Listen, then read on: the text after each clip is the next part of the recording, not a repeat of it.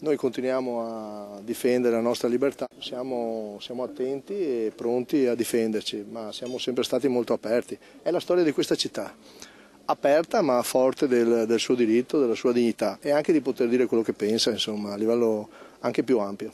Con toni più morbidi rispetto ai giorni scorsi, il sindaco Brugnaro torna a parlare di sicurezza in città e lo fa sottolineando come sia fondamentale non avere paura e continuare a difendere la propria libertà per non essere schiavi.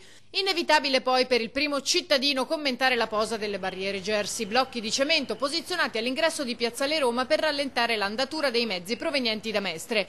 Il risultato è visibile, ha commentato Brugnaro con prudenza. È un percorso che facciamo, sono 20 anni che nessuno si preoccupa di questa cosa. Mi auguro che vada nel migliore dei modi. Poi lancia una proposta per rendere la zona più gradevole alla vista. Faremo un ragionamento nei prossimi tempi, cambieremo, mettiamo appunto delle grandi fioriere, magari anche sarebbe bello anche una gara con gli artisti delle grandi sculture, magari non lo so, qualcosa così. Sicuramente comunque verde, roba così.